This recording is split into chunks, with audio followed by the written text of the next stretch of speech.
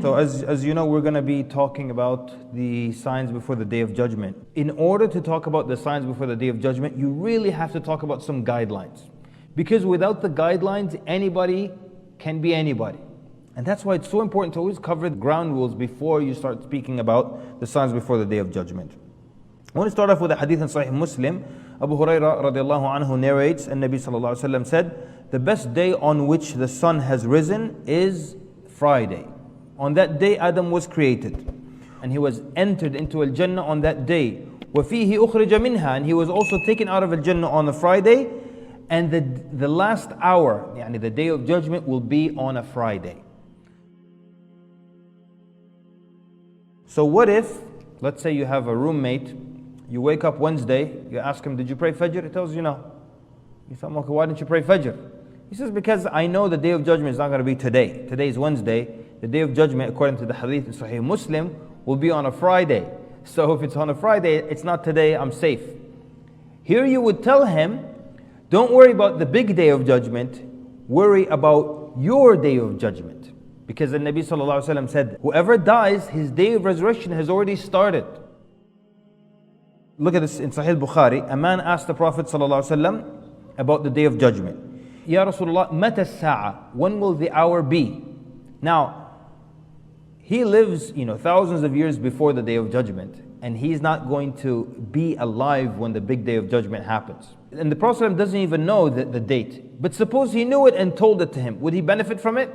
So that's why that's not your concern here. The Prophet shifted his concern to something more beneficial. He said, may Allah have mercy on you. What have you prepared for it? That's the big deal. If you know what day the Day of Judgment will be, it doesn't benefit you.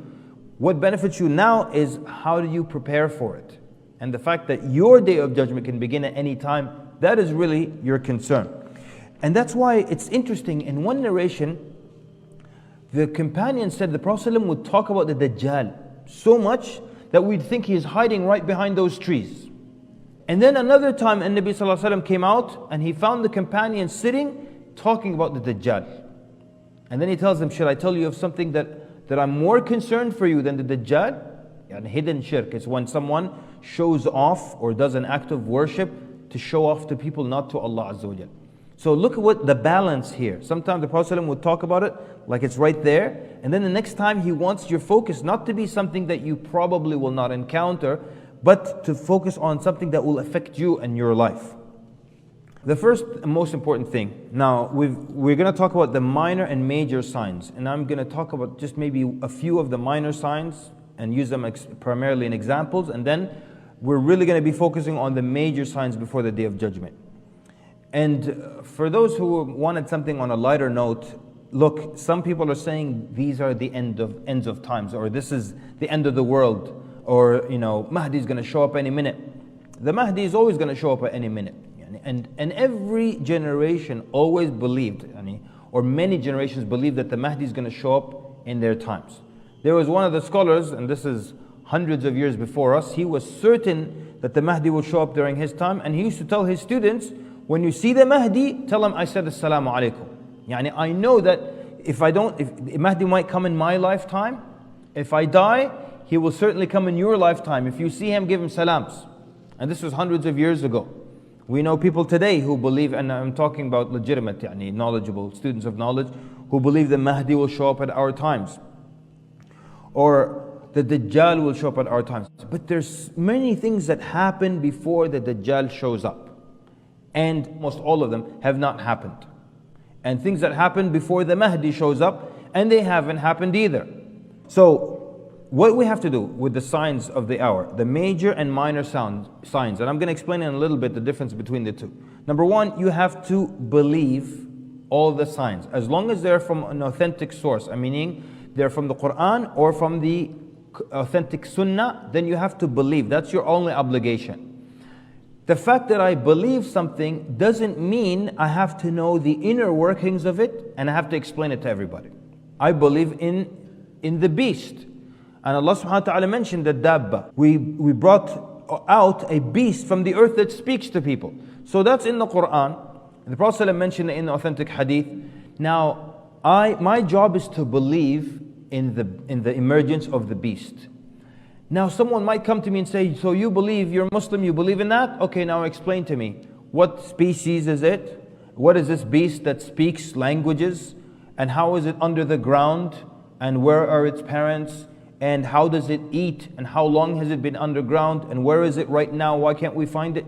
That's not my job. So to make life easy, your job is to believe only, not to have a thorough explanation and give you like what kind of species it's from and give all, So that's not your job. Number one, your job is to believe in that which you understand, and more importantly, to believe in that which you don't understand.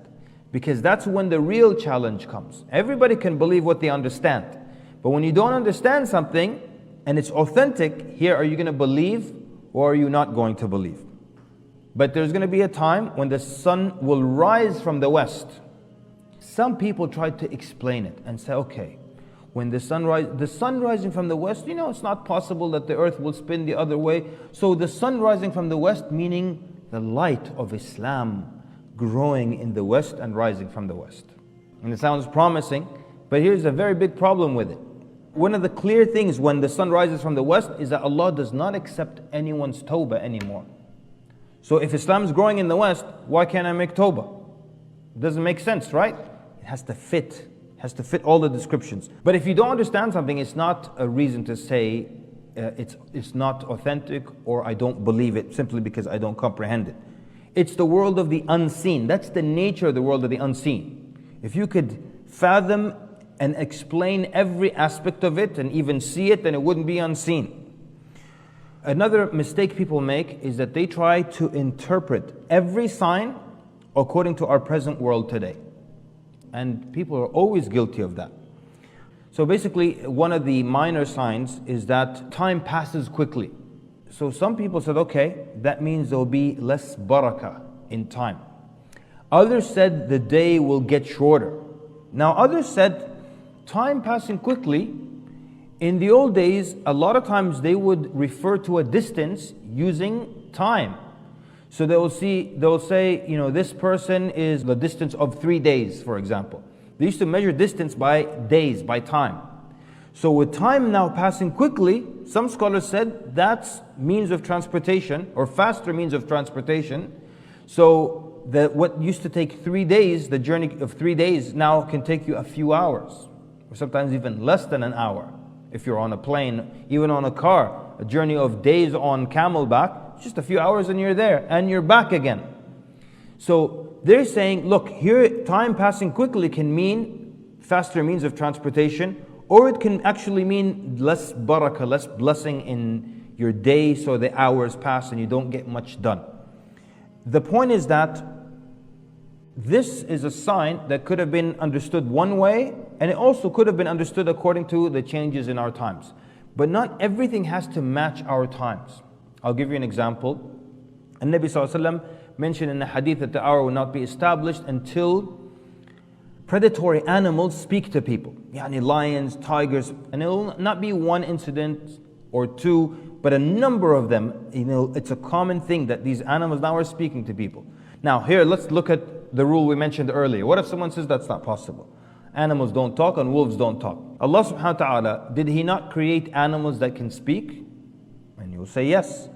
Not just parrots, there are other kinds of birds that can speak. So that's the first thing. Well, wolves don't speak. Of course wolves don't speak. That's what makes it a sign before the Day of Judgment. When wolves speak, it's a big deal. So that's the first thing the hadith mentions. Then it mentions that a man will talk to the tip of his whip. And some argue that the whip will talk back. Because if you just talk to your whip, you're just crazy. There's no sign there. But if your whip talks back to you, then that's an inanimate object speaking, and that's a major sign. And then it says, a man's thigh will inform him of what his family did in his absence.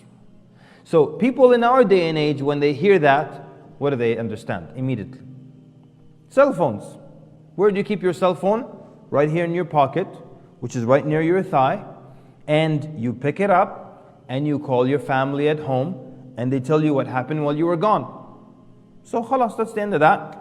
Okay, but a number of things here. One, it could be the cell phone, but we cannot confirm and write it off as it is the cell phone for sure, because it could be something else that will happen in the future.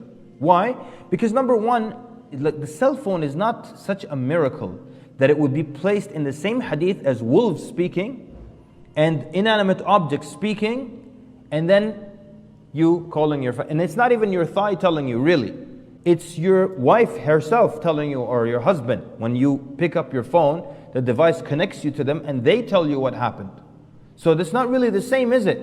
So we can't say it is definitely the cell phone. It could be, but it could be something more miraculous, more of a sign before the Day of Judgment that a man's thigh will speak to them.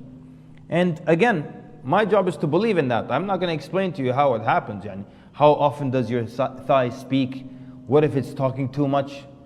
But people are always guilty of trying to explain things within our world. There's one hadith that mentioned that there will be people from my ummah who will go to the masajid riding on chariots, or sometimes described as chairs. And some said, well, I've seen handicapped people go to the masjid on a wheelchair. That's something that 1,400 years ago you couldn't imagine. Others said cars. So it could be. But one of the beautiful things about the unseen is that it can always have more than one plausible explanation. I'll give you an example of that. An-Nabi sallallahu alaihi wasallam described a number of scouts that will go to verify certain information. I think we'll get to that later. But the point is that the Prophet ﷺ then swears by Allah that he knows their names and the names of their fathers and the colors of their horses. And Nabi ﷺ mentioned, and this towards the end of time, that they'll be on horses. Something will happen and people will go back. No more guns, or airplanes or tanks. They'll go back to horses and spears and swords. Then they start to speculate here. One famous thing, they say, okay, we're going to run out of oil. When we run out of oil, no more tanks, no more cars, no more planes. So what will happen? You get back on a horse. And they're forgetting about electric cars. They're coming a long way. Ask Tesla. Two, they said it could be something nuclear, and then it wipes out all technology, blah, blah, blah. And then people go back to horses and knives again. There's not a single gun laying around. Then they said maybe it's something like a solar flare. Solar flare from the sun, a huge one. It will knock out any technological or electronic device on earth. It doesn't have to be a global catastrophe. The scholars mentioned very reasonable, very plausible explanations. One, they said that it could be that there are other weapons and advanced technology and what have you, but the terrain allowed these men to be on horseback. So they said that's another explanation. It doesn't have to be catastrophe, the world starts from zero. The other explanation that scholars mention, they said it could be that they had guns. But the Prophet ﷺ, the lesson was not about the weaponry, the lesson was about what will happen. So the Prophet ﷺ skipped that part and he spoke to them in a language that makes sense to them. What is beautiful about it is that there isn't just one possible explanation. With the unseen, you will find more than one very plausible explanation. And that brings us to another very important rule, and that is, if you ever are listening to anybody and they tell you for a fact this thing that will happen in the future will take place right here, and he gives you latitude and longitude, and they give you the exact date and time, red flag goes up immediately. Something is wrong when someone is telling you about the unseen, which is unknown, in perfect detail. No matter who that speaker is, someone is telling you the future in detail and telling you this is the only explanation, do not listen to that person. The next point is that especially when people cannot understand a sign, they say it's figurative, it's not literal. When you say the Dajjal is not really a person. The Dajjal is a system, the Dajjal is a government, the Dajjal is... But what government, what system? Prophet ﷺ mentioned his eyes, he mentioned his height, he mentioned his hair, he mentioned his shoulders, his body structure, he mentioned that on his forehead has the words ka, fa, ra. So how can you after all this tell me this is a system? First of all, language is literal. Unless it's clearly, very clearly from the language, figurative, then it's literal. when a Nabi Sallallahu Alaihi Wasallam speaks about the smoke, he means smoke. It can't be just, you take everything as being figurative. The Dajjal is a system, that's also, there's no evidence for that. Or the barrier of Ya'juj and Ma'juj is figurative. Read Surah Al-Kahf, everything in it is literal.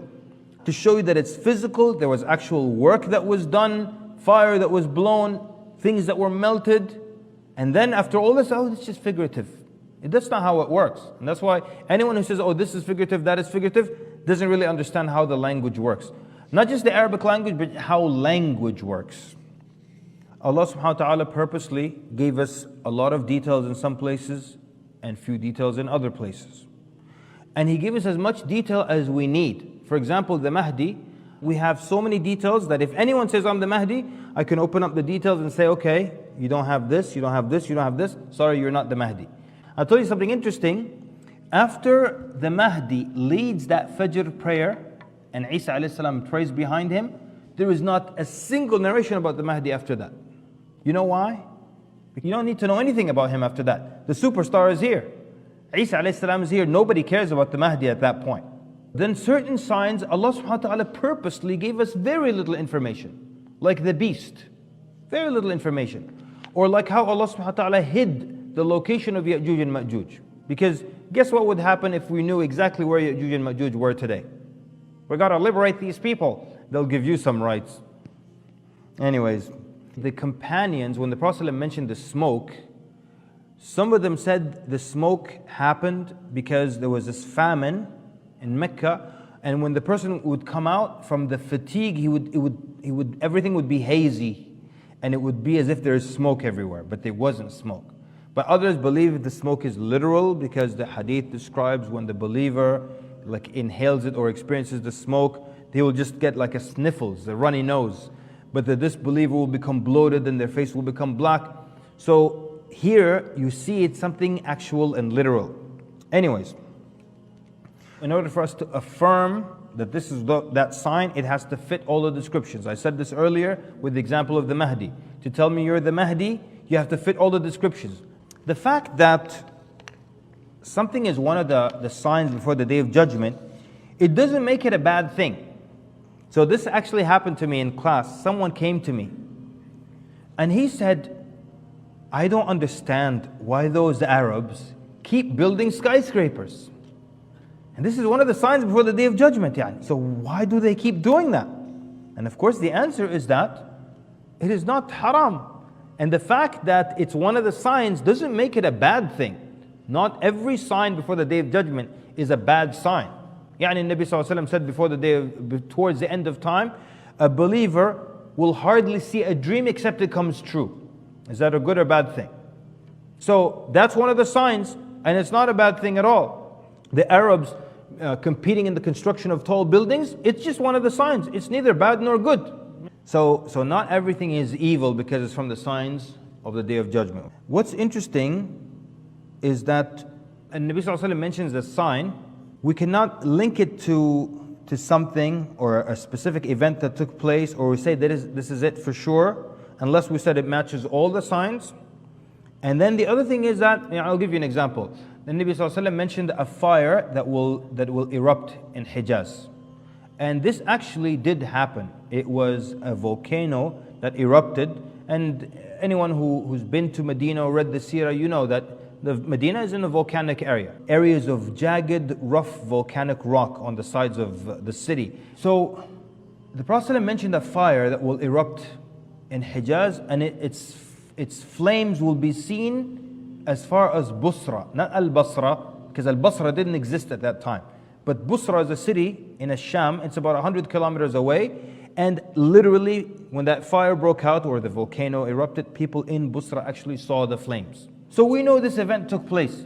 And despite that, even then some scholars say it could still happen another time. And that's one of the things about the minor signs, is that some of them will be repeated more than once. Some of them intensify as time goes on. سبيل الدموع سبيل مريح تنهدى